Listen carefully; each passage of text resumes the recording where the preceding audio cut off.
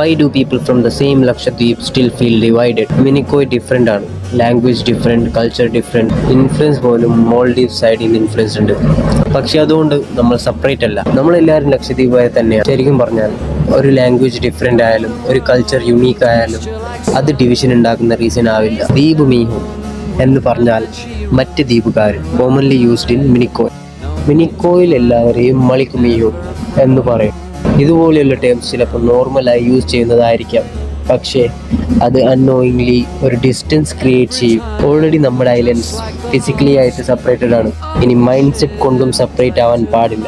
അഗത്തിയായാലും കവരത്തിയായാലും മന്ത്രോത്തായാലും മിനിക്കോ ആയാലും നമ്മൾ ഒരേ കടൽ ഷെയർ ചെയ്യുന്ന ജനങ്ങളാണ്. ഡിഫറൻസ് ഒരു ബ്യൂട്ടിയാണ്, ഡിവിഷൻ അല്ല. കൾച്ചർ പ്രിസർവ് ചെയ്യണം, ലാംഗ്വേജ് റെസ്പെക്ട് ചെയ്യണം, പക്ഷേ യൂണിറ്റി നഷ്ടപ്പെടരുത്. Because at the end of the day different cultures, one Lakshadweep.